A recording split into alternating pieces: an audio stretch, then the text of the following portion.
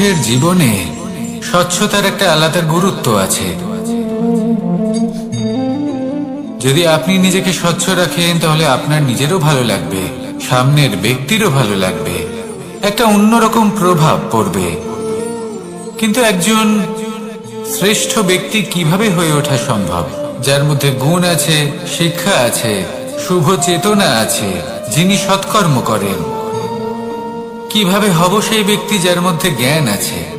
শুধুমাত্র স্বচ্ছ থাকলে তো তা হওয়া সম্ভব নয়। প্রথমে আপনাকে বুঝতে হবে যে মানুষের মধ্যে চারটি মূল তত্ত্ব আছে। প্রথম হলো তার শরীর, যার দ্বারা উনি যে কোনো কর্ম করে থাকেন। দ্বিতীয় তত্ত্ব হলো তার মন, যার দ্বারা কোনো কর্ম করার জন্য সে নিজেকে প্রেরণা দিতে থাকে। তৃতীয় তত্ত্ব হলো বুদ্ধি, যে কর্ম আমরা করতে চাই, যে লক্ষ্যে আমরা পৌঁছতে চাই, সেটা আমরা কিভাবে কোন পথে করব সেটা স্থির করা যায় বুদ্ধি দিয়ে। আর চতুর্থ তত্ত্ব হলো আত্মা। আত্মা হলো এমন এক তত্ত্ব যার কোনো সমাপ্তি নেই। আত্মা হলো অজয়। কিন্তু এরও শুদ্ধিকরণের প্রয়োজন হয়। এই চারটি তত্ত্বের শুদ্ধিকরণ করতে থাকুন, এতে নির্মল রাখুন, শুদ্ধ রাখুন। এবং এটা কিভাবে হবে? শুভ চেতনা দ্বারা, জ্ঞানের দ্বারা, এবং সব থেকে বেশি গুরুত্বপূর্ণ প্রেমের দ্বারা। আসুন আমার সাথে ভালোবেসে বলুন, রাধা রাধা। মানুষের এই সংসারে জীবনযাপন করার জন্য কিছু জিনিসের প্রয়োজন পড়ে। এমন কিছু আবেগ, এমন কিছু বস্তু আছে যেগুলো তার প্রয়োজন হয়। কিন্তু সব থেকে বেশি যে জিনিসটা তার প্রয়োজন হয় সেটা হলো সম্মানের। আমাদের ভালো লাগে যখন কেউ আমাদের সম্মান করে। আমরা কাউকে সম্মান করলে তারও সেটা ভালো লাগে। কিন্তু আপনি দেখবেন যে সংসারে বেশিরভাগ মানুষ দুটি মাপদণ্ডের ভিত্তিতে সম্মান করেন। হয় বয়স দেখে করেন বা উপার্জন দেখে, অর্থাৎ সেই ব্যক্তি কতটা উপার্জন করেন। এবার ভেবে দেখুন, এটা আবশ্যক নয় কারোর বয়স যদি বেশি হয় তার বুদ্ধিও ততটাই বেশি হবে।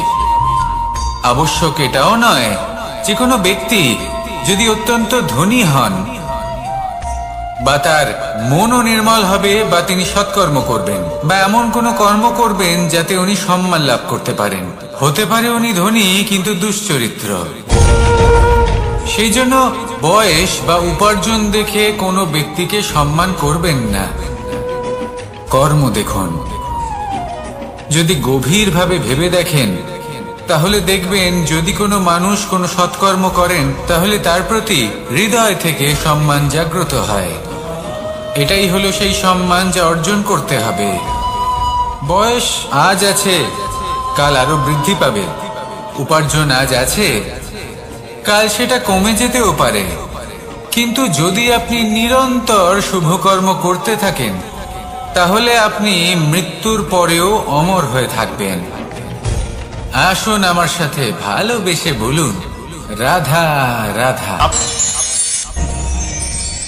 আমাদের জীবনে আমরা যখনই এমন কোনো মানুষের সাথে পরিচিত হই যে বয়সে, পদে এবং আর্থিক দিক থেকে আমাদের থেকে পিছিয়ে, তখন আমরা সবাই খুব হীন নজরে তাদের দিকে দেখি। মনেই করি না যে সেই ব্যক্তির নিজস্ব একটা অস্তিত্ব রয়েছে, তার নিজেরও একটা মাহাত্ম্য রয়েছে। আমাদের মনেই হয় না যে আমাদের সামনে দাঁড়িয়ে থাকার যোগ্যতা আছে তাদের।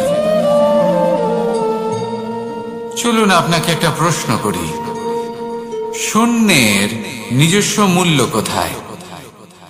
আপনি বলবেন কিছুই না। শূন্যের আবার নিজস্ব মূল্য কোথায়? কিন্তু যখন এই শূন্যই কোনো সংখ্যার সাথে এসে যুক্ত হয়ে যায়, কোনো অঙ্কের সাথে এসে যুক্ত হয়ে যায়, তখন তার মূল্য অনেক গুণ বৃদ্ধি পায়। অর্থাৎ এই শূন্যের মূল্য অবশ্যই আছে। আর আমাদের জীবনেও এমন কিছু ব্যক্তি থাকেন, তাদের দেখে মনে হয় যে এদের কোনো মূল্যই নেই, কিন্তু যখন এই ব্যক্তি কারোর সাথে এসে জুড়ে যান, তখন তার মূল্য সেই ব্যক্তির বৃদ্ধি ঘটায়। এই সংসারে এমন কোনো ব্যক্তি নেই যার কোনো মূল্য নেই। যদি আমরা ধনুকের কথা বলি, তাহলে তার জন্য একটি দড়ির প্রয়োজন হয়, যেটি প্রত্যঞ্চা হিসেবে ব্যবহৃত হয়। যদি এই প্রত্যঞ্চা না থাকে, তাহলে ধনুকের কোনো মূল্যই থাকে না। যদি প্রত্যঞ্চা না থাকে, তাহলে ধনুকের অস্তিত্ব অসম্পূর্ণ থেকে যায়। এই সংসারে যে কোনো ব্যক্তি হোক বা যে কোনো বস্তু হোক, প্রত্যেকের নিজস্ব একটি মূল্য আছে। তার সম্মান করুন, সামনে অগ্রসর হন, আর আমার সাথে ভালোবেসে বলুন, রাধা রাধা। মানুষের জীবনে উন্নতি লাভ করার জন্য তিনটি স্তম্ভের প্রয়োজন হয়। প্রথম স্তম্ভ শিক্ষা। এই শিক্ষা আমাদের জ্ঞান প্রদান করে। দ্বিতীয় স্তম্ভ ব্যবসা, যার দ্বারা আমরা ধন উপার্জন করি। তৃতীয় স্তম্ভ হলো আমাদের ঈশ্বর, আমাদের ইষ্ট। এনার সাথে যদি আমরা জুড়ে থাকতে পারি, তাহলে এমন একটা মানসিক বল আপনি লাভ করবেন, যেটা এই সংসারে আর কোথাও পাওয়া সম্ভব নয়। কিন্তু মানুষ অনেক সময় জীবনে এই তিনটি স্তম্ভ লাভ করা সত্ত্বেও সামনে অগ্রসর হতে পারেন না। তখনও জীবনে কঠিন পরিস্থিতি আসতেই থাকে। এমনটা ঠিক কেন হয়? কারণ সে জীবনে এই তিনটি স্তম্ভ লাভ করে নেয়, জীবনে প্রয়োগও করে, কিন্তু তার ভিতের কথা সে ভুলেই যায়। যেমন প্রথম স্তম্ভ অর্থাৎ শিক্ষা। এই শিক্ষার আধার হলো শুভ চেতনা। যদি অন্তরে শুভ চেতনা না থাকে, তাহলে এই শিক্ষার কোনো গুরুত্ব থাকে না। দ্বিতীয় স্তম্ভ ব্যবসা। পরিশ্রম করে উপার্জন করতে হবে, এই কথাটা আমরা সবাই জানি এবং সবাই চেষ্টাও করি। কিন্তু ব্যবসা করতে করতে আমরা এটা ভুলে যাই আমাদের ব্যবহার কেমন হয়ে পড়েছে। এই ব্যবহার যদি শুভ হয়, তাহলে আমাদের উপার্জন আস্তে আস্তে একটা স্থির জায়গায় এসে পৌঁছবে। এবং তৃতীয় স্তম্ভ আমাদের ভগবান।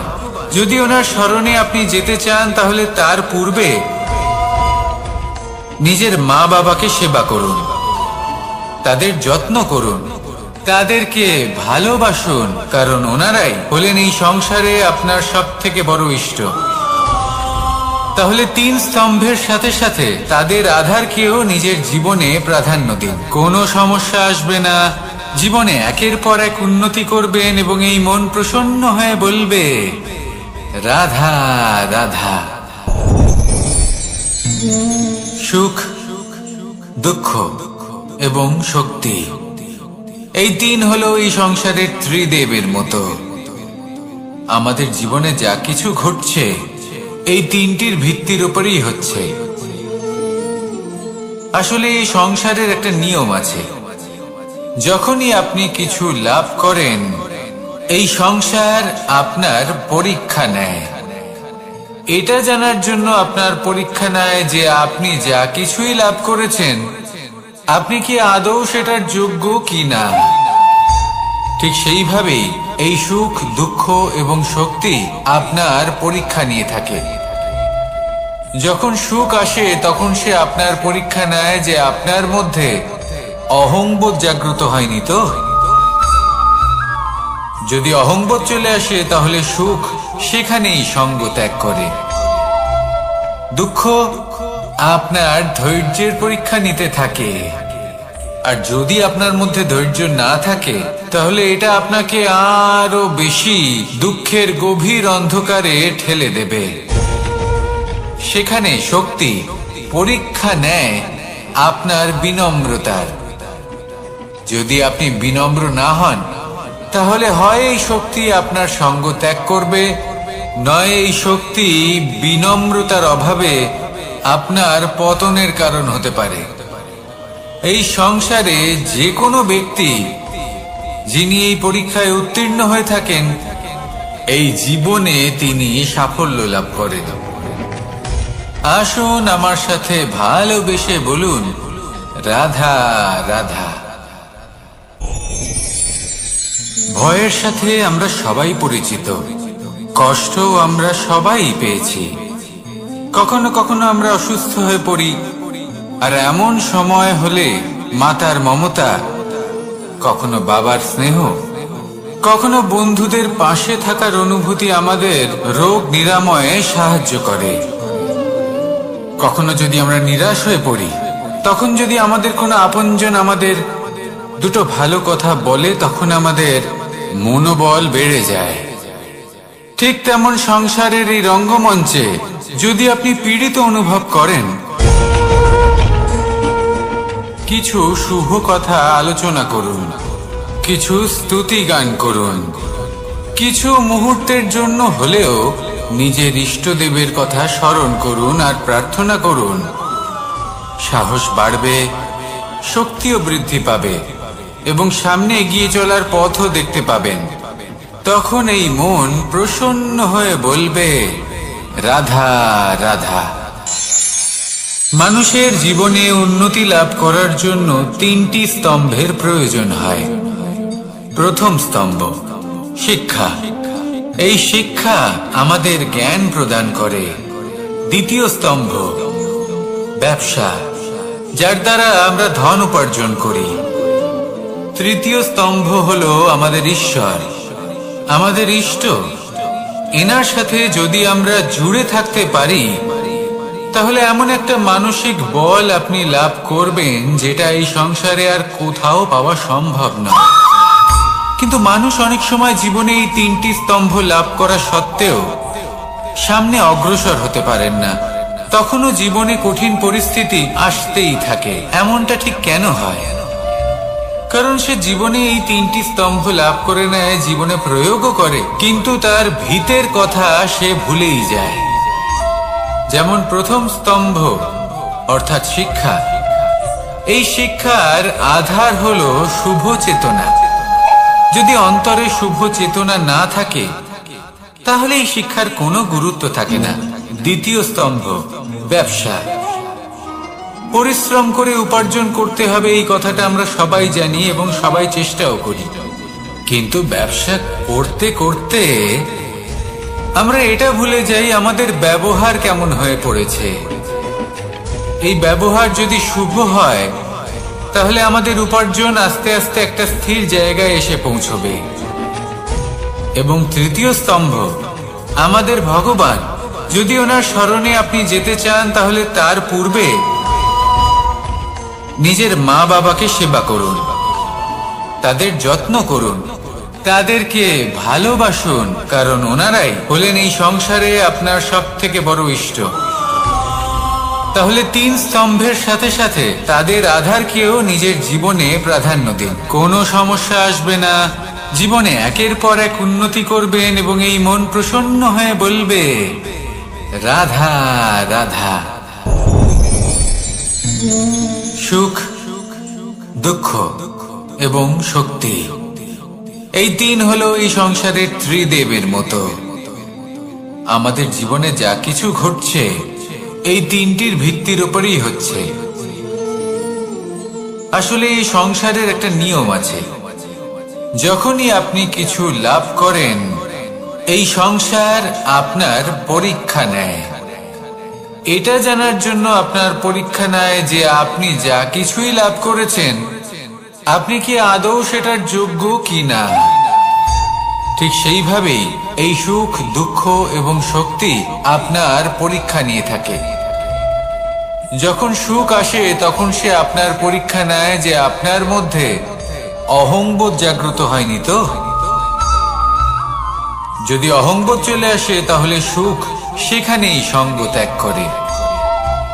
দুঃখ আপনার ধৈর্যের পরীক্ষা নিতে থাকে, আর যদি আপনার মধ্যে ধৈর্য না থাকে, তাহলে এটা আপনাকে আরো বেশি দুঃখের গভীর অন্ধকারে ঠেলে দেবে।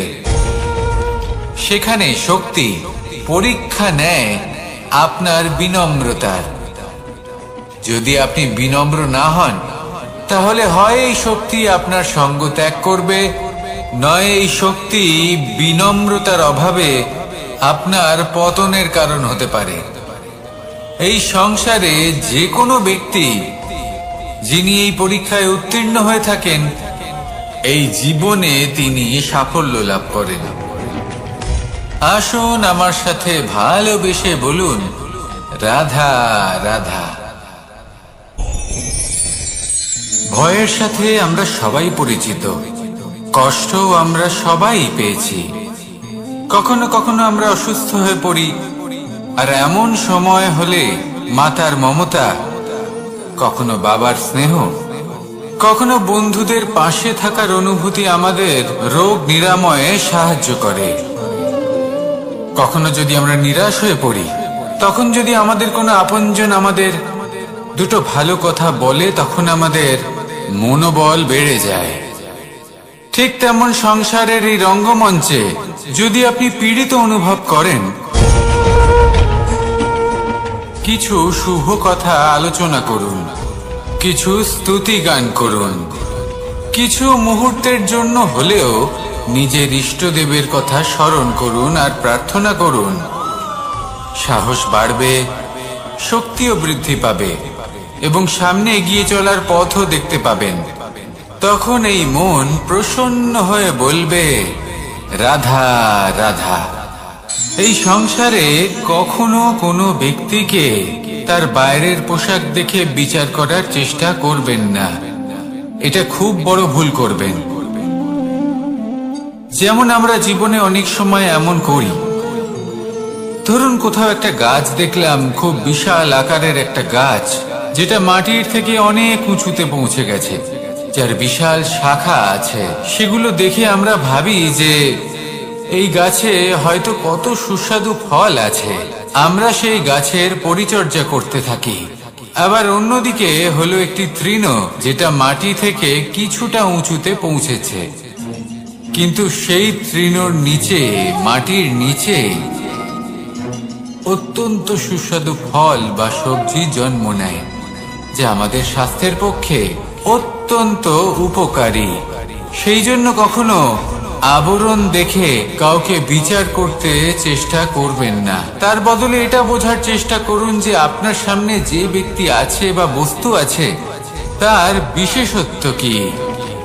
যদি এই বিশেষত্ব বোঝার ক্ষমতা আপনি অর্জন করেন, যদি এই শিল্প আপনি নিজের ভেতরে জাগ্রত করেন, তাহলে এই সংসারে বিশেষত্ব কি সেটা আপনি জানতে পারবেন। আর এই সমস্ত খেলা দৃষ্টি থেকে নয়, দৃষ্টিভঙ্গি থেকে জন্ম নেয়। দৃষ্টিভঙ্গি সবসময় শুভ রাখুন, আর আমার সাথে ভালোবেসে বলুন, রাধা রাধা। যখন আমরা কোনো বনে প্রবেশ করি, তখন এই সবুজ ঘাস দেখে, এই কোমল ঘাস দেখে আমাদের মন প্রফুল্ল হয়ে ওঠে। ভিন্ন ভিন্ন প্রজাতির ফুল, ভিন্ন ভিন্ন রঙের ফুল দেখে এই মন আনন্দে ভরে ওঠে। এখানে শিশুরা আনন্দ লাভ করে, বড়রা ভোজন গ্রহণ করেন, কথাবার্তা বলেন, হাঁটাহাঁটি করে বেড়ান।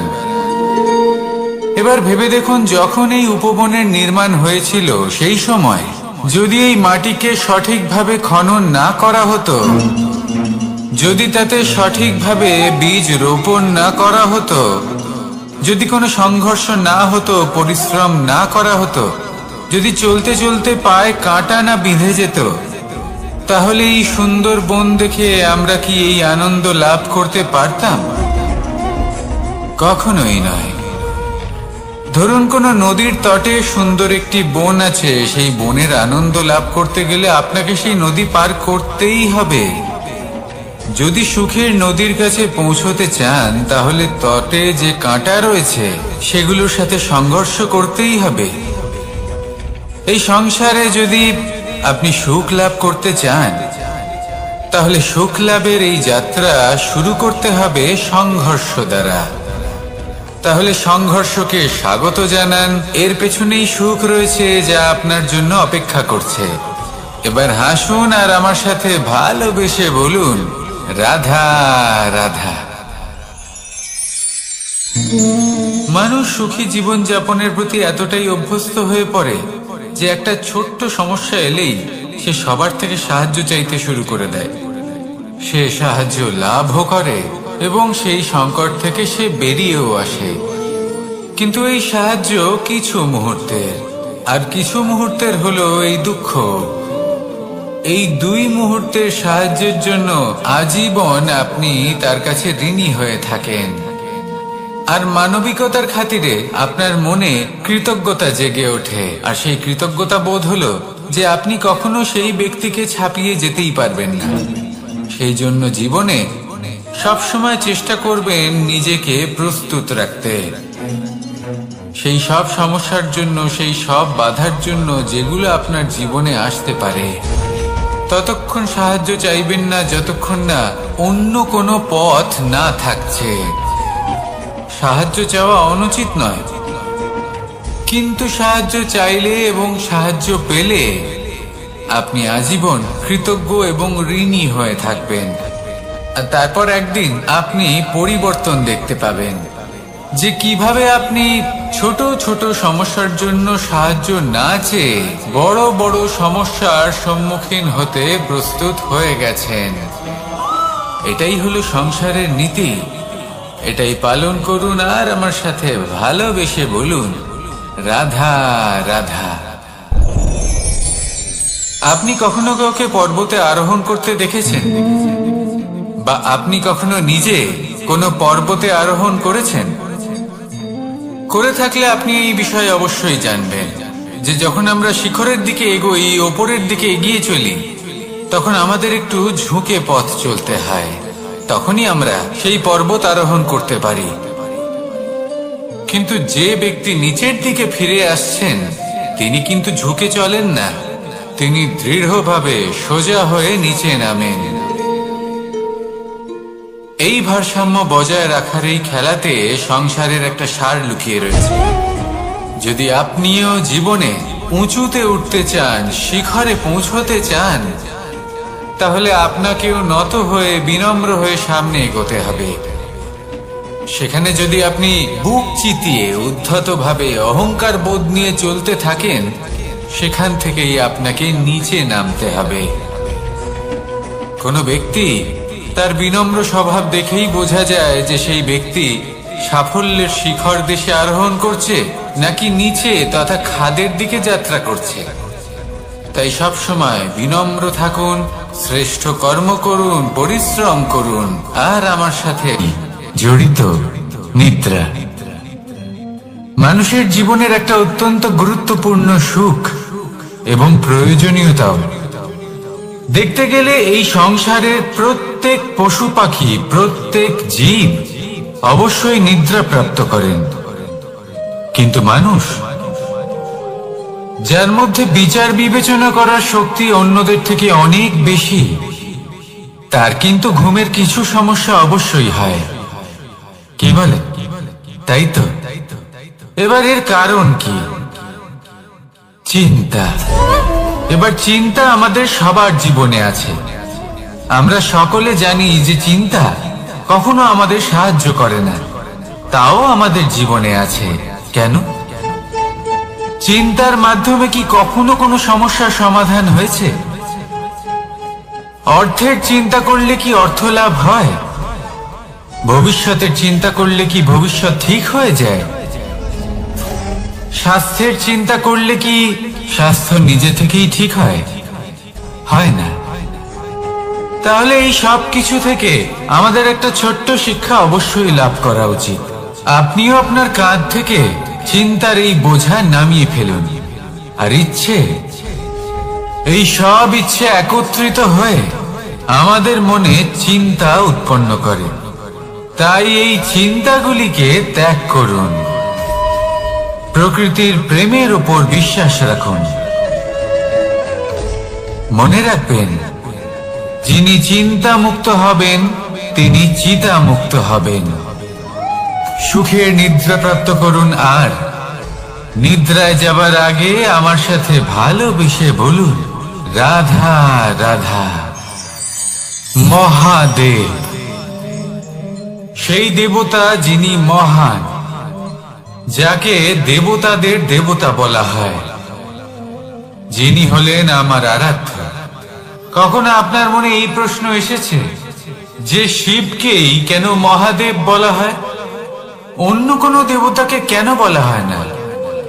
সেই কারণ মহাদেবের মধ্যে, ওনার মধ্যে এমন এক বিশেষ গুণ রয়েছে যা অন্য কারোর নেই। তা হলো নিঃস্বার্থ হয়ে মানুষের সেবা করা। যদি প্রয়োজন পড়ে, যদি সৃষ্টির পথে বিনাশের কালো মেঘ ছেয়ে থাকে, তখন নিজের প্রাণের চিন্তা না করে হলাহল পান করার জন্য প্রস্তুত থাকেন মহাদেব। আর এই অদ্বিতীয় ত্যাগের জন্যই শিবকে মহাদেব বলে ডাকা হয়। এবার যদি কোনো মানুষও নিঃস্বার্থ ভাবনার দ্বারা নিজেকে অর্পণ করে দেয় এই জগতের কল্যাণের জন্য, মানুষের সেবার জন্য, তাহলে তিনিও মহাপুরুষ, মহামানব হতে পারেন। যদি কেউ অভুক্ত থাকেন, তাহলে নিজের থালা থেকে অর্ধেক খাবার তাকে দিয়ে দিন। যদি কেউ অসুস্থ হন, তাহলে তাকে সেবা করার, চিকিৎসা করার চেষ্টা করুন। এই জীবন শুধু নিজের জন্য নয়, অন্যদের প্রতি, সমস্ত সংসারের প্রতি উৎসর্গ করুন। যদি এইসব মানুষ শিখে যান, তাহলে তিনি মহাদেবের পথে অগ্রসর হতে পারেন। যদি মানুষ নিঃস্বার্থ ভাবনার দ্বারা এই সংসারের সেবা করতে শিখে যান, তাহলে তিনি নিশ্চিত রূপে মহামানব অবশ্যই হতে পারবেন। আসুন আমার সাথে ভালোবেসে বলুন, রাধা রাধা। স্বর্ণ, হীরে, মুক্ত, মানিক, এই সব কিছুকে আগে পাথর বলা হতো। তাহলে এমন কি হলো যে এদের রত্ন বলা হয়? আর রত্ন তা বাস্তবে আসলে কি? এটা হলো সেই পাথর যাকে আগে আগুনের তাপ সহ্য করতে হয়েছে, পরখ করা হয়েছে, যাচাই করা হয়েছে, এদের কাটার চেষ্টা করা হয়েছে, কিন্তু তারা কখনোই নষ্ট হয়নি, বরং তারা আরো উদ্ভাসিত হয়েছে, আরো উজ্জ্বল হয়েছে, এই সংসারে আরো প্রকাশ ছড়িয়ে দিয়েছে। সেই জন্য এরা হলো এত অমূল্য, সেই জন্য এরা হলো বহুমূল্য, সেই জন্য এদের রত্ন বলা হয়। এবার মানুষের কাছেও এই নির্বাচনের অধিকার রয়েছে যে আমরা শুধু পাথর হয়ে থাকব নাকি রত্ন হয়ে থাকব। কিভাবে? আমাদের জীবনেও অনেক সমস্যা রয়েছে, বাধা আছে, বিপত্তি আছে। আমরা সেই বাধার তাপে উত্তপ্ত হই, এই সমস্যা আমাদের কাটার চেষ্টা করে। অনেক মানুষ বিভিন্ন পরিস্থিতি আমাদের ভাঙার চেষ্টা করে, কিন্তু আমাদের নষ্ট হলে চলবে না। যেভাবে এই রত্ন সমস্যার সম্মুখীন হয়ে পাথর থেকে রত্ন হয়েছে, সেইভাবেই আমাদেরও আমাদের সমস্যার সম্মুখীন হয়ে রত্ন হয়ে উঠতে হবে। এই সংসারে প্রকাশের স্রোত হয়ে উঠতে হবে। তাহলে এটাই করুন আর আমার সাথে ভালোবেসে বলুন, রাধা রাধা। সংসারে সব থেকে বড় শক্তি আসলে কি? কেউ বলবেন শারীরিক শক্তি, কেউ বলবেন অস্ত্রের শক্তি, কেউ বলবেন জ্ঞানের শক্তি। ঠিক আছে, কিন্তু যদি আমি বলি সংসারের সব থেকে বড় শক্তি হলো শক্তি কোনো এক তথ্যের, আগে হ্যাঁ, তথ্য। এই তথ্য নিজেই কিন্তু খুব শক্তিশালী, অত্যন্ত শক্তিশালী অস্ত্র হলো এই তথ্য। আর সত্যি বলতে, অনুচিত তথ্যের থেকে অনেক বেশি ঘাতক হলো অসম্পূর্ণ তথ্য। যেরকম আজ শাম্ব রুক্মির সাথে করেছে, ওকে অসম্পূর্ণ তথ্য দিয়েছে, তার ফলে বিনাশ হলো। যদি এইভাবেই আপনার কাছেও কোনো অসম্পূর্ণ তথ্য আসে, আর যদি আপনি তা পরখ না করে দেখেন, যাচাই না করে দেখেন, আর নিজের কর্ম করেন, তাহলে উত্থানের বদলে আপনি পতনের সম্মুখীন হবেন। বিকাশের বদলে আপনার বিনাশ হয়ে যাবে। মনে রাখবেন একটা অত্যন্ত গুরুত্বপূর্ণ কথা, সঠিক তথ্য পাওয়া সঠিক তথ্য দেওয়ার থেকে অনেক বেশি গুরুত্বপূর্ণ। আশা করি এই কথা আপনি বুঝেছেন। জীবনে যখনই কোনো তথ্য আপনি পাবেন, সেই বিষয়ে ভেবে দেখুন, পরখ করে দেখুন, যাচাই করুন, তারপর নিজের কর্ম করুন। আর আমার সাথে ভালোবেসে বলুন, রাধা রাধা। ধর্ম এবং প্রেম, এই দুই হলো একই মুদ্রার দুই পিঠ। যদি এদের মধ্যে কোনোটা নষ্ট হয়ে যায়, তাহলে দ্বিতীয়টাও থাকে না। কখনো ভেবেছেন এমন কেন হয়? তার জন্য আগে আপনাকে বুঝতে হবে যে ধর্ম আসলে কি। ধর্ম সেটাই যা এই সংসারের প্রত্যেক মানুষকে একে অপরের সাথে সুখ এবং শান্তিতে থাকতে প্রেরণা যোগায়। এই প্রেরণার আধার হলো প্রেম। প্রেম সেটাই যে আপনার মধ্যে অন্য কারোর প্রতি করুণাবোধ জাগিয়ে তোলে, সম্মান জাগিয়ে তোলে। এবার যদি প্রেম চলে যায়, তাহলে সবার আগে বিনাশ হবে সম্মান আর করুণাবোধের।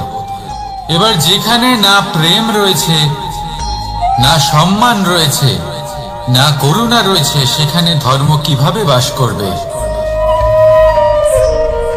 অশুভ ইচ্ছে জাগ্রত হয়ে ওঠে, ক্রোধ জাগ্রত হয়ে ওঠে, অহংকার জাগ্রত হয়ে ওঠে, আর তারপর আরম্ভ হয় অধর্মে। তাই যা যা ভাবনা আপনার অন্তরে প্রবেশ করছে করতে দিন, কিন্তু যাই হোক না কেন এই প্রেমকে নিজের থেকে দূরে যেতে দেবেন না। এই প্রেমকে চিরকাল নিজের কাছে রাখুন, নিজের হৃদয়। আর এই প্রেম ভাব নিয়ে বলুন, রাধা রাধা। মানুষের জীবনে উন্নতি লাভ করার জন্য তিনটি স্তম্ভের প্রয়োজন হয়। প্রথম স্তম্ভ শিক্ষা। এই শিক্ষা আমাদের জ্ঞান প্রদান করে। দ্বিতীয় স্তম্ভ ব্যবসা, যার দ্বারা আমরা ধন উপার্জন করি। তৃতীয় স্তম্ভ হলো আমাদের ঈশ্বর, আমাদের ইষ্ট। এনার সাথে যদি আমরা জুড়ে থাকতে পারি, তাহলে এমন একটা মানসিক বল আপনি লাভ করবেন যেটা এই সংসারে আর কোথাও পাওয়া সম্ভব নয়।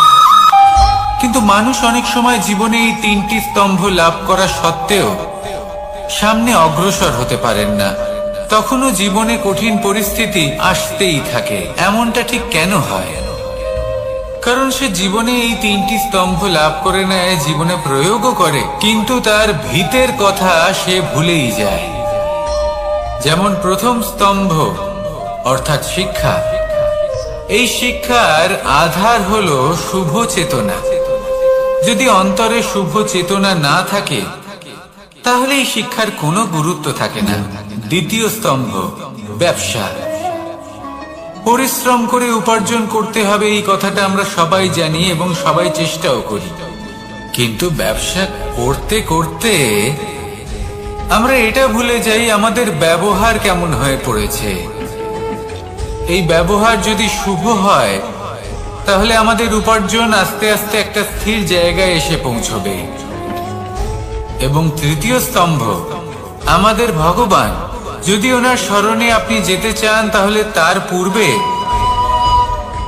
নিজের মা বাবাকে সেবা করুন, তাদের যত্ন করুন, তাদেরকে ভালোবাসুন, কারণ ওনারাই হলেন এই সংসারে আপনার সব থেকে বড় ইষ্ট।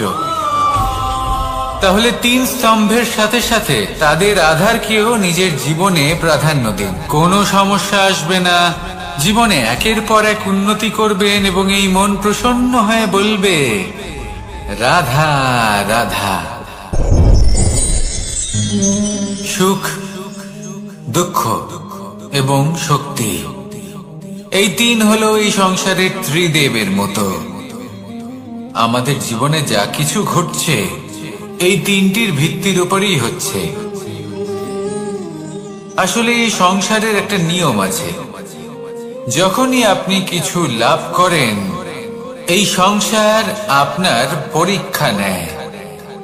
এটা জানার জন্য আপনার পরীক্ষা নেয় যে আপনি যা কিছুই লাভ করেছেন, আপনি কি আদৌ সেটার যোগ্য কি না। ঠিক সেইভাবেই এই সুখ, দুঃখ এবং শক্তি আপনার পরীক্ষা নিয়ে থাকে। যখন সুখ আসে তখন সে আপনার পরীক্ষা নেয় যে আপনার মধ্যে অহংবোধ জাগ্রত হয়নি তো। যদি অহংবোধ চলে আসে তাহলে সুখ সেখানেই সঙ্গ ত্যাগ করে। দুঃখ আপনার ধৈর্যের পরীক্ষা নিতে থাকে, আর যদি আপনার মধ্যে ধৈর্য না থাকে তাহলে এটা আপনাকে আরো বেশি দুঃখের গভীর অন্ধকারে ঠেলে দেবে। সেখানে শক্তি পরীক্ষা নেয় আপনার বিনম্রতার। যদি আপনি বিনম্র না হন তাহলে হয় এই শক্তি আপনার সঙ্গ ত্যাগ করবে, নয় এই শক্তি বিনম্রতার অভাবে আপনার পতনের কারণ হতে পারে। এই সংসারে যে কোনো ব্যক্তি যিনি এই পরীক্ষায় উত্তীর্ণ হয়ে থাকেন, এই জীবনে তিনি সাফল্য লাভ করেন। আসুন আমার সাথে ভালোবেসে বলুন, রাধা রাধা। ভয়ের সাথে আমরা সবাই পরিচিত, কষ্ট আমরা সবাই পেয়েছি। কখনো কখনো আমরা অসুস্থ হয়ে পড়ি, আর এমন সময় হলে মাতার মমতা, কখনো বাবার স্নেহ, কখনো বন্ধুদের পাশে থাকার অনুভূতি আমাদের রোগ নিরাময়ে সাহায্য করে। কখনো যদি আমরা নিরাশ হয়ে পড়ি, তখন যদি আমাদের কোনো আপনজন আমাদের দুটো ভালো কথা বলে, তখন আমাদের মনোবল বেড়ে যায়। ঠিক তেমন সংসারের এই রঙ্গমঞ্চে যদি আপনি পীড়িত অনুভব করেন,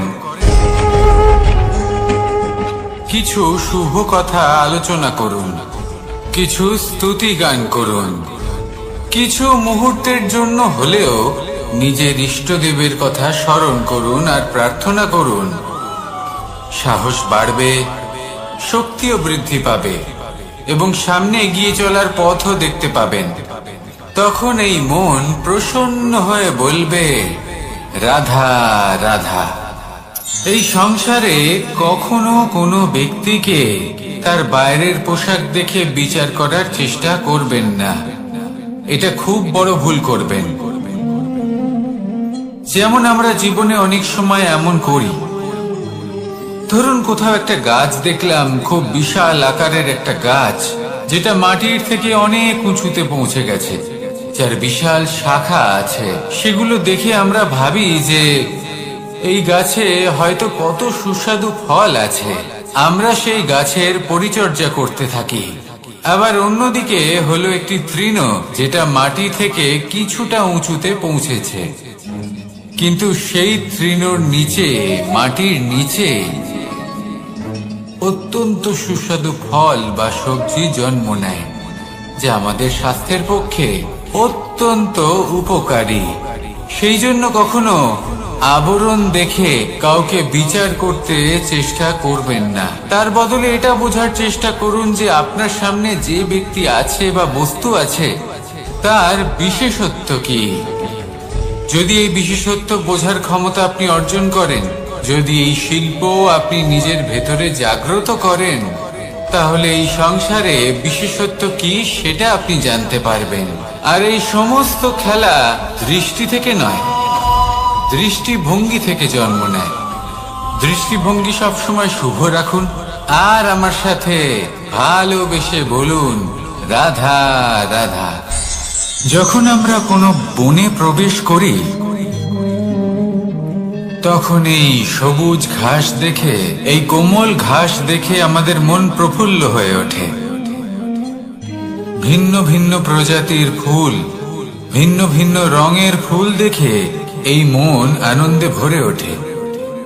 এখানে শিশুরা আনন্দ লাভ করে, বড়রা ভোজন গ্রহণ করেন, কথাবার্তা বলেন, হাঁটাহাঁটি করে বেড়ান।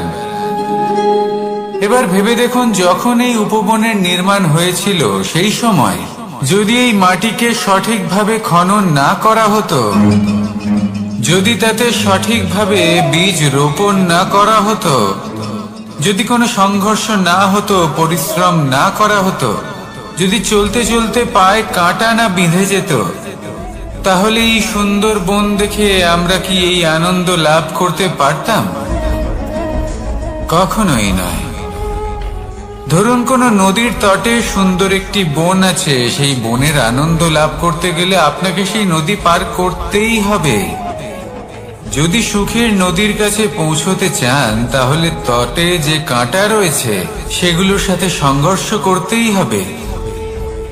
এই সংসারে যদি আপনি সুখ লাভ করতে চান তাহলে সুখ লাভের এই যাত্রা শুরু করতে হবে সংঘর্ষ দ্বারা।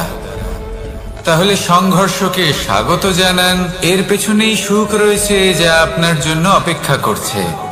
এবার হাসুন আর আমার সাথে ভালোবেসে বলুন, রাধা রাধা। আমাদের মনে যখন কোনো প্রশ্ন ওঠে, কোনো দ্বন্দ্ব জাগে, তখন আমরা যাই আমাদের গুরুর কাছে, আমাদের আরাধ্যের কাছে গিয়ে জিজ্ঞেস করি। এইভাবেই একদিন আমি পৌঁছলাম আমার আরাধ্যের কাছে, আমার মহাদেবের কাছে, আর ওনাকে প্রশ্ন করলাম যে মহাদেব, জীবনে আনন্দ পাওয়ার, উৎসব পালনের, প্রেম ভাগ করে নেবার, জীবনকে উপভোগ করে নেওয়ার সর্বশ্রেষ্ঠ সময় কোনটা? মহাদেব হাসলেন আর উনি বললেন, জীবনে উৎসব পালনের সব থেকে শ্রেষ্ঠ দিন হলো মৃত্যুর ঠিক আগের দিনটা। প্রেম ভাগ করে নেওয়ার সব থেকে শ্রেষ্ঠ মুহূর্ত হলো মৃত্যুর ঠিক আগের মুহূর্ত। জীবনকে উপভোগ করে নেওয়ার সর্বশ্রেষ্ঠ প্রহর হলো মৃত্যুর এক প্রহর পূর্বে। তখন আমি চমকে গেলাম। আমি বললাম, কিন্তু মহাদেব, মৃত্যু তো অনিশ্চিত, আমরা জানিও না কবে আমাদের মৃত্যু হবে। মহাদেব আবার হাসলেন। উনি বললেন যে যদি আমরা এভাবে জীবন কাটাই যে আমরা জীবনের প্রত্যেক দিন, প্রত্যেক মুহূর্ত, প্রত্যেক প্রহর শেষ বলে মনে করি, তাহলে আমাদের সমস্ত জীবন আনন্দের সাথেই অতিবাহিত হবে। কি বলেন?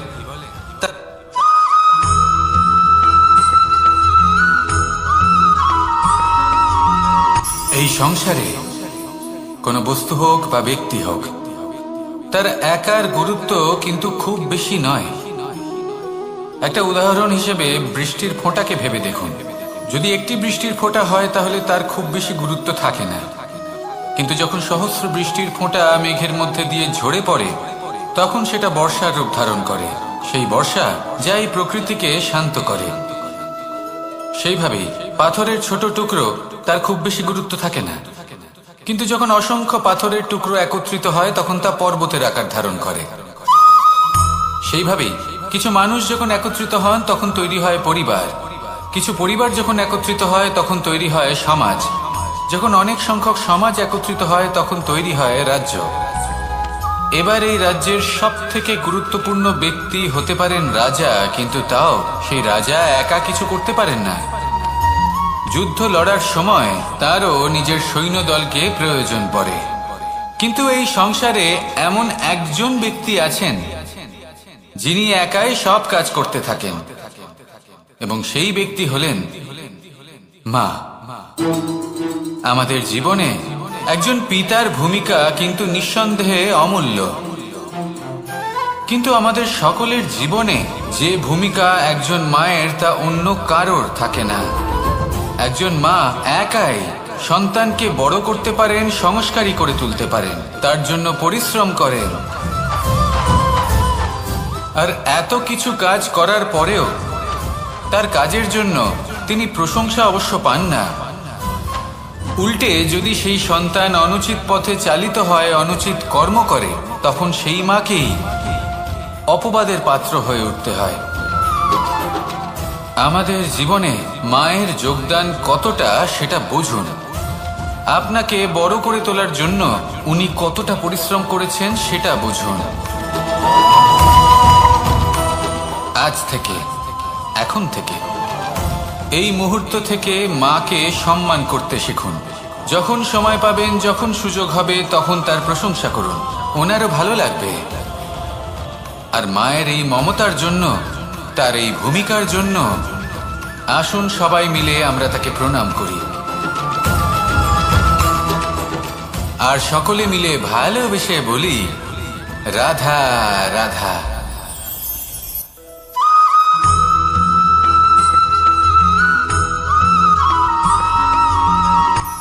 এই সংসারে সাফল্য লাভ করার জন্য জ্ঞানের প্রয়োজন হয়, পরিশ্রমের প্রয়োজন হয়, দৃঢ় নিষ্ঠার প্রয়োজন হয়, নিরন্তর চেষ্টা করা প্রয়োজনীয়। কিন্তু আরো কিছু আছে যা অত্যন্ত প্রয়োজনীয় এবং গুরুত্বপূর্ণ। তা হলো ভালো বন্ধু। তাদের থাকা অত্যন্ত প্রয়োজনীয়। যদি ভালো বন্ধু থাকে তাহলে সময় এলে তারা ঢাল হয়ে আপনাকে সুরক্ষা করবেন। সময় এলে অস্ত্রের মতো শত্রুকে সংহারও করবেন। যদি তিনি জ্ঞানী হন, তাদের মধ্যে সদ্গুণ থাকে, তাহলে এই সব গুণ আপনার মধ্যেও প্রবেশ করবে। তাহলে সাফল্যের জন্য ভালো বন্ধু পাওয়া অত্যন্ত প্রয়োজনীয়। কিন্তু শুধু বন্ধু কেন, ভালো শত্রুও থাকা প্রয়োজনীয়। এবার আপনি ভাবেন আমি কি বললাম? যদি আপনার জীবনেও ভালো অর্থাৎ শক্তিশালী শত্রু থাকে, তাহলে আপনিও শক্তিশালী হতে থাকবেন। এই শত্রু আপনাকে প্রেরিত করবে আরো বেশি শক্তিশালী হয়ে ওঠার। কখনো কোনো হরিণকে দেখুন, তীব্র গতিতে দৌড়তে থাকে। কেন তীব্র গতিতে দৌড়য়? এই কারণে নয় যে কোথাও তার জন্য মধুর ঘাস অপেক্ষা করে রয়েছে, না। সে এই কারণে তীব্র গতিতে দৌড়য় কারণ সেটা না করলে তার পেছনে একটি সিংহ আছে যে ওকে নিজের ভোজন করে ফেলবে।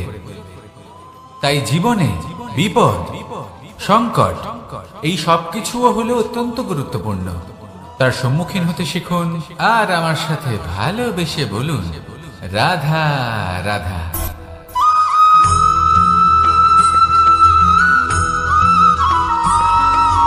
কথায় আছে, প্রত্যেক পুত্র তার পিতার প্রতিচ্ছবি হয়, আর সমস্ত প্রতিচ্ছবি চায় যেন সে তার অস্তিত্ব প্রাপ্ত করতে পারে। পুত্র চায় সে যেন তার পিতার মতো হয়, বা কখনো কখনো তার থেকেও শ্রেষ্ঠ হয়। সেটা কোনো অনুচিত ব্যাপার নয়। অনুচিত তখন হয় যখন পুত্র নিজের পিতার মতো হবার স্বপ্ন পূরণ করতে গিয়ে বা তার থেকেও শ্রেষ্ঠ হওয়ার স্বপ্ন পূরণে অনুচিত পথের আশ্রয় নেয়। কারণ তারপরে সে তার পিতার গুণগুলি আত্মসাৎ করতে চায় না। সে শুধুই এটা চায় যে সংসারের চোখে যেন আমি শ্রেষ্ঠ প্রমাণিত হই। এটা অনুচিত। সংসারে এমন অনেক মানুষ আছেন যারা এই কারণে শ্রেষ্ঠ হওয়ার চেষ্টা করেন যাতে তার পরিবারের তার পিতার সম্মান বৃদ্ধি পায়। এমনও মানুষ থাকেন, আর এটাই হলো পার্থক্য উদ্দেশ্যের। মনে রাখবেন, যদি আপনার উদ্দেশ্য শুভ হয় তাহলে পথও শুভ হবে। যদি আপনার উদ্দেশ্য অশুভ হয় তাহলে পথও অশুভ হবে। তাহলে নিজের পিতার মতো হবার চেষ্টা অবশ্যই করুন, তার থেকেও শ্রেষ্ঠ হওয়ার চেষ্টা অবশ্যই করুন। কিন্তু মনে রাখবেন, আপনার সংকল্প আর আপনার উদ্দেশ্য এই দুই শুভ হওয়া উচিত। তাহলে আসুন আর আমার সাথে ভালোবেসে বলুন, রাধা রাধা।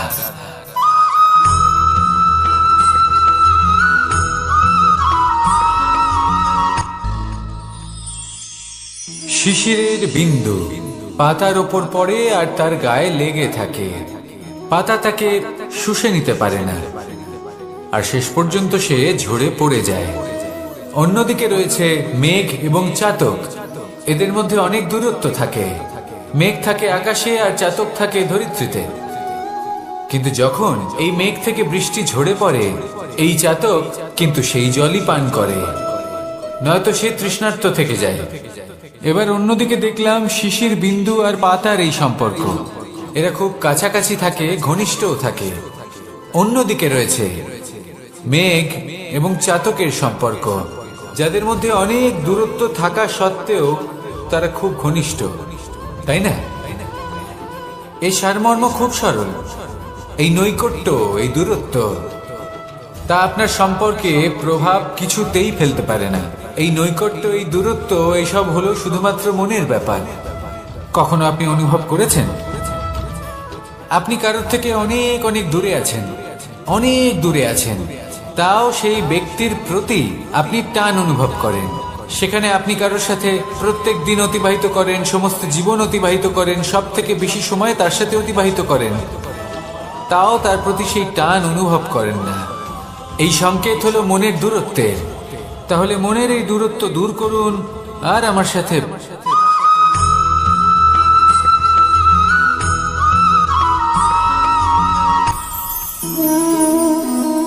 শক্তি এক অত্যন্ত বিচিত্র বস্তু, বা বলতে পারেন অনুভূতি। পিতা সবসময় চান যেন তিনি তার শক্তি পুত্রকে। আসুন আপনাকে সহজে বোঝাই। যদি আপনি সুপাত্র হন আর আপনাকে শক্তি দেওয়া হয়, তাহলে আপনি সেই শক্তির গুরুত্ব বুঝবেন, কোথায় সেই শক্তি প্রয়োগ করা উচিত সেটা বুঝবেন। আর এটা যেহেতু অর্জন করা শক্তি হবে, সেই শক্তির অপব্যবহার হবে না। কিন্তু যদি এই আপনি কুপাত্র হন আর যদি আপনাকে এই শক্তি দেওয়া হয়, তাহলে কি হবে? দেখতে গেলে এই শক্তি আপনি দান হিসেবে পেয়েছেন, তাই না আপনি এই শক্তির গুরুত্ব বুঝবেন আর না এর প্রয়োগ আপনি জানবেন। তার অপব্যবহার হওয়া সুনিশ্চিত।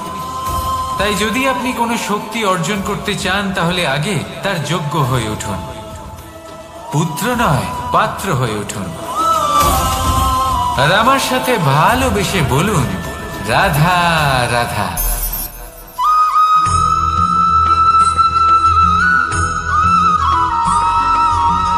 ভালো, শুধু ওনাদের কঠোর ব্যবহার দেখলে আমরা একটু ভয় পেয়ে যাই।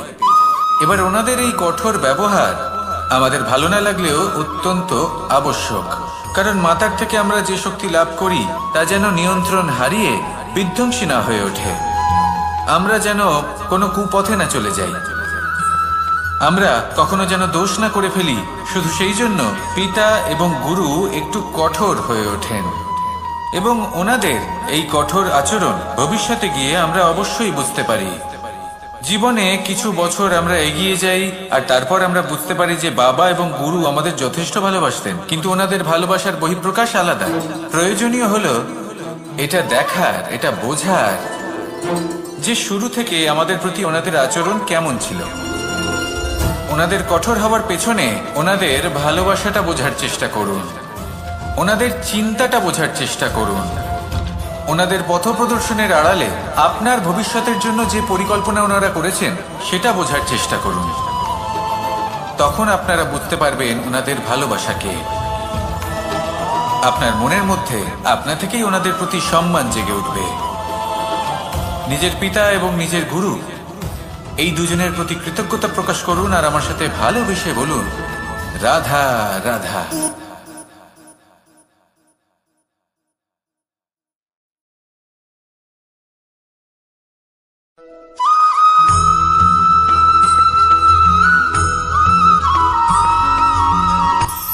কখনো কোনো বাগানের কোনো বৃক্ষকে দেখেছেন যেখানে সুগন্ধি ফুল থাকে, রসালো ফল থাকে?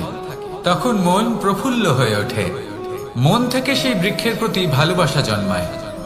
কিন্তু যিনি বাগানের মালিক, শুধুমাত্র তিনিই জানেন যে কিভাবে এই বৃক্ষকে আগলে রাখতে হয়, কিভাবে তার পরিচর্যা করলে এতে সুন্দর সুগন্ধি ফুল হবে, রসালো ফল হবে।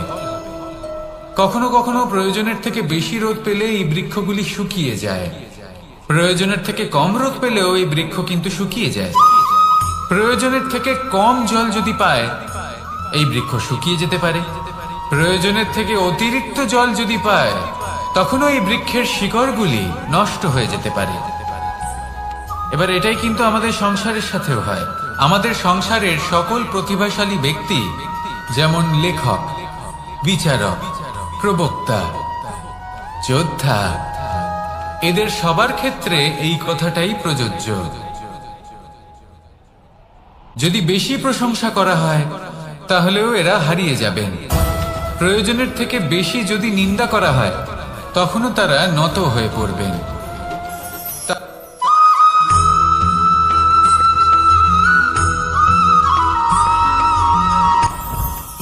জীবনে কিছু শেখা অত্যন্ত গুরুত্বপূর্ণ।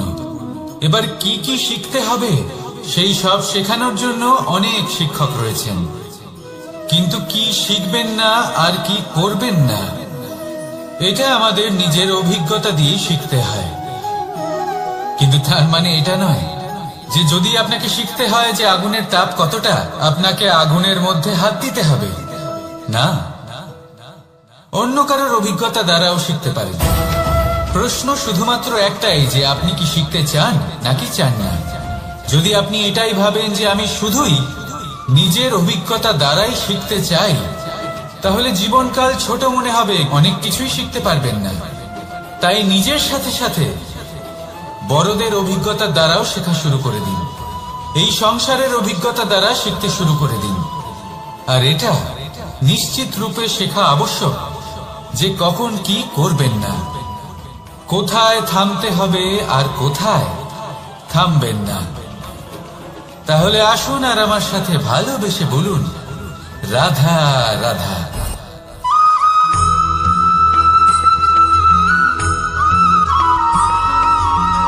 এই সংসারে সব থেকে বেশি কোমল বস্তু হলো রেশম। এই রেশম এতটাই কোমল হয় যে এর পুরো একটা থান শুধুমাত্র একটা হাতে ধরা সম্ভব। কখনো ভেবে দেখেছেন এই রেশম কিভাবে হয়? একটি কীট তার লালার দ্বারা উৎপন্ন হয়। এই কীট সেই রেশমকে পাক দিতে থাকে, পাক দিতেই থাকে আর আস্তে আস্তে তার মধ্যেই জড়িয়ে পড়ে। শেষে ওর এই সুন্দর অমূল্য সৃষ্টি রেশমের এই সুতো তার নির্মাণ কার্য পূর্ণ হয়, কিন্তু তাতেই ও নিজে বন্দী হয়ে যায়। নিজেরই মায়াজালের এই বন্দী গৃহে নিজেই ফেঁসে যায়। এবার এই সুতোকে ব্যবহারযোগ্য করে তোলার জন্য এই কীটগুলিকে এই কবচের সাথেই ফুটন্ত জলে ফেলে দেওয়া হয়। এই সংসারে যদি আমাদের স্বপ্ন এই সংসারের দুঃখ হরণ করার জন্য, এই সংসারে সুখ বিতরণ করার জন্য হয়, তবেই আমাদের প্রগতি সম্ভব। যদি আমাদের এই স্বপ্ন শুধুই আমাদের এবং আমাদের স্বার্থ সিদ্ধির জন্য হয়, তাহলে এই স্বপ্ন আমাদের অন্ধ করে দেবে, আমাদের অন্ধকারের পথে নিয়ে যাবে, আর আমরাও সেই কীটের মতো হয়ে যাব। নিজেদেরই মায়াজালে আমরা নিজেই ফেঁসে যাব, আর শেষে আমরা যদি কিছু লাভ করি তা হবে একাকিত্ব, অন্ধকারময় মৃত্যু। তাই স্বপ্ন অবশ্যই দেখুন, কিন্তু এমন ভাবে স্বপ্ন দেখবেন না যে তার এই বন্দিগৃহে আপনি নিজেই ফেঁসে গেলেন। স্বপ্ন দেখুন পরোপকারে।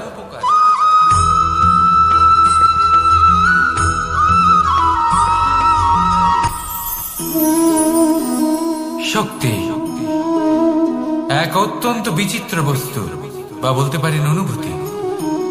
পিতা সবসময় চান যেন তিনি তার শক্তি পুত্রকে। আসুন আপনাকে সহজে বোঝাই। যদি আপনি সুপাত্র হন আর আপনাকে শক্তি দেওয়া হয়, তাহলে আপনি সেই শক্তির গুরুত্ব বুঝবেন, কোথায় সেই শক্তি প্রয়োগ করা উচিত সেটা বুঝবেন। আর এটা যেহেতু অর্জন করা শক্তি হবে, সেই শক্তির অপব্যবহার হবে না। কিন্তু যদি এই আপনি কুপাত্র হন আর যদি আপনাকে এই শক্তি দেওয়া হয়, তাহলে কি হবে? দেখতে গেলে এই শক্তি আপনি দান হিসেবে পেয়েছেন, তাই না আপনি এই শক্তির গুরুত্ব বুঝবেন আর না এর প্রয়োগ আপনি জানবেন। তার অপব্যবহার হওয়া সুনিশ্চিত। তাই যদি আপনি কোনো শক্তি অর্জন করতে চান, তাহলে আগে তার যোগ্য হয়ে উঠুন, পুত্র নয় পাত্র হয়ে উঠুন। আর আমার সাথে ভালোবেসে বলুন, রাধা রাধা।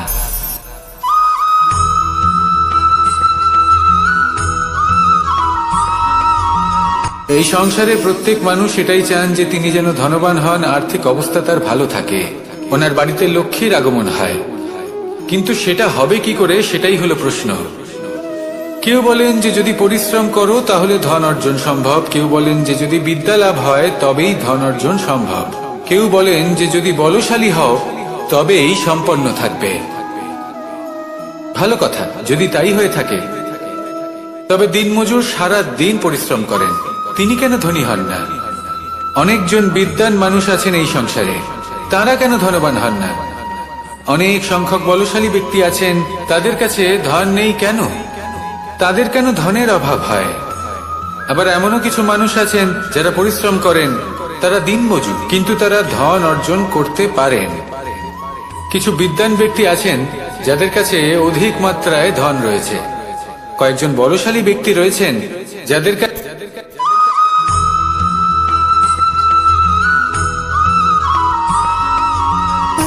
সুখ, দুঃখ এবং শক্তি, এই তিন হলো এই সংসারের ত্রিদেবের মতো। আমাদের জীবনে যা কিছু ঘটছে এই তিনটির ভিত্তির উপরেই হচ্ছে। আসলে এই সংসারের একটা নিয়ম আছে, যখনই আপনি কিছু লাভ করেন এই সংসার আপনার পরীক্ষা নেয়। এটা জানার জন্য আপনার পরীক্ষা নেয় যে আপনি যা কিছুই লাভ করেছেন, আপনি কি আদৌ সেটার যোগ্য কিনা। ঠিক সেইভাবেই এই সুখ, দুঃখ এবং শক্তি আপনার পরীক্ষা নিয়ে থাকে। যখন সুখ আসে তখন সে আপনার পরীক্ষা নেয় যে আপনার মধ্যে অহংবোধ জাগ্রত হয়নি তো। যদি অহংবোধ চলে আসে তাহলে সুখ সেখানেই সঙ্গ ত্যাগ করে। দুঃখ আপনার ধৈর্যের পরীক্ষা নিতে থাকে, আর যদি আপনার মধ্যে ধৈর্য না থাকে তাহলে এটা আপনাকে আরো বেশি দুঃখের গভীর অন্ধকারে ঠেলে দেবে। সেখানে শক্তি পরীক্ষা নেয় আপনার বিনম্রতার। যদি আপনি বিনম্র না হন তাহলে হয় এই শক্তি আপনার সঙ্গ ত্যাগ করবে, নয় এই শক্তি বিনম্রতার অভাবে আপনার পতনের কারণ হতে পারে। এই সংসারে যে কোনো ব্যক্তি যিনি এই পরীক্ষায় উত্তীর্ণ হয়ে থাকেন, এই জীবনে তিনি সাফল্য লাভ করেন। আসুন আমার সাথে ভালোবেসে বলুন, রাধা রাধা।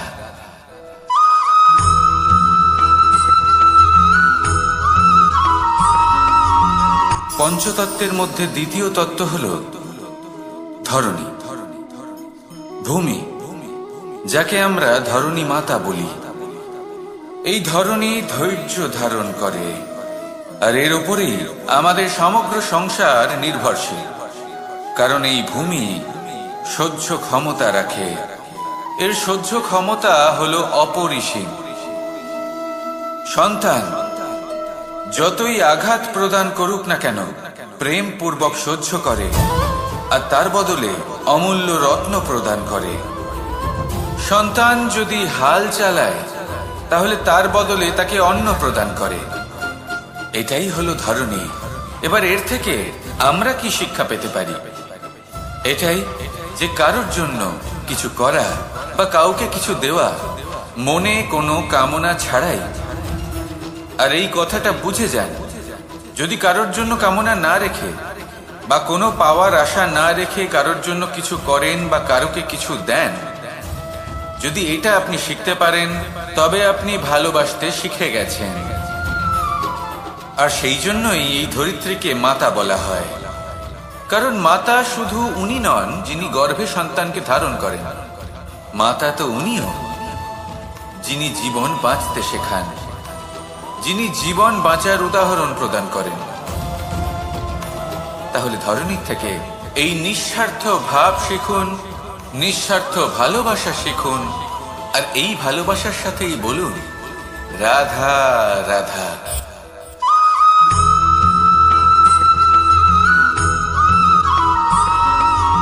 মানুষ জন্মগ্রহণ করে, তার সাথে ভয়েরও জন্ম হয়। ছোটবেলা থেকেই আমাদের মনে কোনো না কোনো প্রকারের ভয় থেকেই যায়। কেউ এই বিষয়ে ভয় পায় যে তার কোনো বস্তু তার থেকে দূরে চলে যাবে। কেউ এই বিষয়ে ভয় পায় যে আমি নিজেকে হারিয়ে ফেলব। কেউ এই ভেবে ভয় পায় যে আমার প্রিয়জনেরা তারা যেন আমার থেকে দূরে না চলে যায়। কেউ এই ভেবে ভয় পায় যে আমরা যেন পথ না হারিয়ে ফেলি, আদি ইত্যাদি। কিন্তু সত্যি কথা বলতে ভেবে দেখুন, এই ভয় বাস্তবে কি? শুধুই একটা মনস্থিতি, আর কিছুই নয়। যা কিছু আপনি জীবনে পেয়েছেন তা একদিন আপনাকে হারাতে হবে। এই জীবন হলো আপনারই, কিন্তু তাও একদিন সমাপ্ত হবে। তাই ভয় পেয়ে কি লাভ? এই ভয় শুধু আপনাকে জীবন যাপন করা থেকে বাধা দিচ্ছে, আর কিচ্ছু নয়। পথ হারিয়ে ফেললেই বুঝতে পারবেন যে নতুন পথ কিভাবে বানাতে হয়। কিছু মানুষকে জীবন থেকে হারালে তবেই আপনি বুঝবেন যে আপনার আপনজনকে। এই ভয়ের কারণে ভীত হয়ে থাকবেন না। এই তারা নক্ষত্র অন্ধকারের অভাবে গুরুত্ব হারায়। শিবকেও মহাদেব হওয়ার জন্য বিষপান করতে হয়েছিল। প্রত্যেক পরিস্থিতি, প্রত্যেক সাফল্য আপনার পরীক্ষা নেবে, তাতে উত্তীর্ণ হওয়া হলো আপনার কর্ম। যখনই আপনি ভয় পাবেন বা সংকটের সম্মুখীন হবেন, তখন সাহসের সাথে তার সম্মুখীন হন। মনে রাখবেন, যে সম্মুখীন হতে জানে সাফল্য তার সাথে সবসময় থাকে। আসুন আর আমার সাথে ভালোবেসে বলুন, রাধা রাধা। আপনি কখনো কোনো সাধারণ পাখি দেখেছেন যেমন বাবুই, সে কি করে? সে কোনো গাছের ডালে নিজের বাসা বানায়। এবার সেইখানে বাসা বানানো সহজ ব্যাপার, কারণ সামগ্রী আশেপাশেই পাওয়া যায়। কিন্তু সমস্যা হলো আক্রমণ। কোনো সাপ বা অন্য কোনো পশু ওর বাসাতে ওর সন্তানদের উপর না আক্রমণ করে বসে, এই ভয়ে তার সব সময় থাকে। আর এটা সব থেকে কঠিন ব্যাপার এদের জন্য, নিজের বাসায় নিজের সন্তানদের সুরক্ষা। আর বাজ পাখি, যদি আমরা বাজের কথা বলি তাহলে তারা কি করে? বাজ পাখি কোনো উঁচু পাহাড়ের শিখরে কোনো পাথরের খাঁজে নিজের বাসা তৈরি করে। এবার ওখানে বাসা বানানো একেবারেই সহজ ব্যাপার নয়, কারণ সামগ্রী আশেপাশে পাওয়া যায় না, দূর থেকে নিয়ে আসতে হয়। কিন্তু সেইখানে আক্রমণের ভয়ও কখনোই থাকে না। এইভাবে উচিত রূপে ও নিজের বাসা রক্ষা করতে পারে, নিজের সন্তানদের রক্ষা করতে পারে। এর সারমর্ম হলো এটাই, যদি সমস্যা বড় হয় তাহলে সমাধানও উচ্চমানের হওয়া উচিত। একটা বাজ পাখির মতো ভাবা আরম্ভ করে দিন, জীবনে যে কোনো সমস্যা ছোট মনে হবে। রাধা রাধা।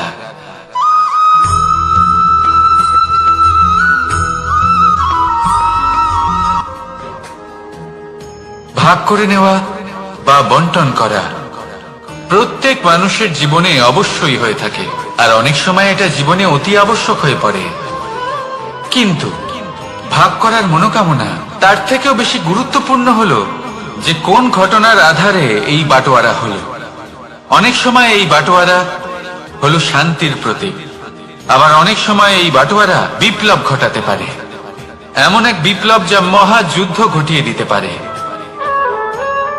দেখুন, বাটোয়ারা সম্পত্তির হোক বা হোক ভিক্ষা, শিক্ষা কিন্তু একটাই। জীবনে অনেক সময় বাটোয়ারা দরকার হতে পারে, কিন্তু যতদূর সম্ভব তা এড়িয়ে চলুন, একসাথে মিলে এগিয়ে চলুন। কারণ দেখুন, এই যে বাটোয়ারা ভাগ করে দেয়, আর সেখানেই একতা আপনাকে অগ্রসর করে। তাহলে আপনিও এটাই করুন, একসাথে মিলে সামনে এগোন, আর আমার সাথে ভালোবেসে বলুন রাধা রাধা।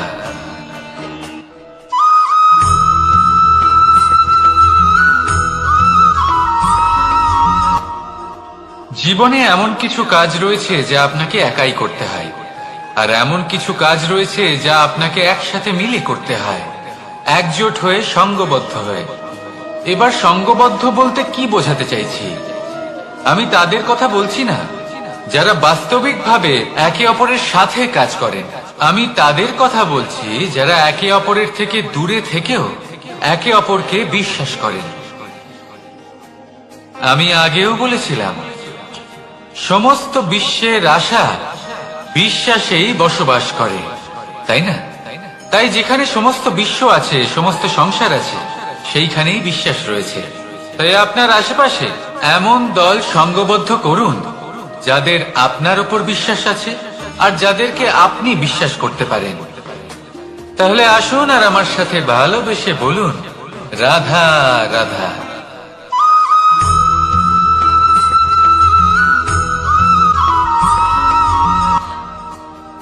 যখন একজন ভক্ত এবং তার ভগবান এক আকার ধারণ করেন, যখন একজন ভক্ত নিজের ভগবানের প্রতি, নিজের জীবনের লক্ষ্যের প্রতি সম্পূর্ণরূপে সমর্পিত হয়ে যান, তখন জন্মগ্রহণ করে ভক্তি। আর তখন সংসারের সমস্ত আশা তিনি ত্যাগ করতে পারেন। সমস্ত আশা শেষ হতে পারে, কিন্তু মানুষের সঙ্গ ভক্তি কখনো ত্যাগ করে না। যখন ভক্ত ও ভগবান এক আকার ধারণ করেন, এক হয়ে যান, তখন রথী এবং সারথীর মধ্যে কোনো পার্থক্য থাকে না, তারাও এক হয়ে যান। একটাই ব্যক্তিত্ব, একটাই অস্তিত্ব। আর সেই জন্যই কখনো কখনো রথীর আদেশ ছাড়াই সারথী রথ চালিয়ে দেন, আবার কখনো সারথীর পরামর্শ ছাড়াই রথী আক্রমণ করে ফেলেন। এ তো শুধুমাত্র আরো একটা গুণ সেই সারথীর মধ্যে, যিনি ধর্ম স্থাপনার মহান কাজে আমার সারথী হতে চলেছেন। তাহলে আসুন আমার সাথে ভালোবেসে বলুন রাধা রাধা।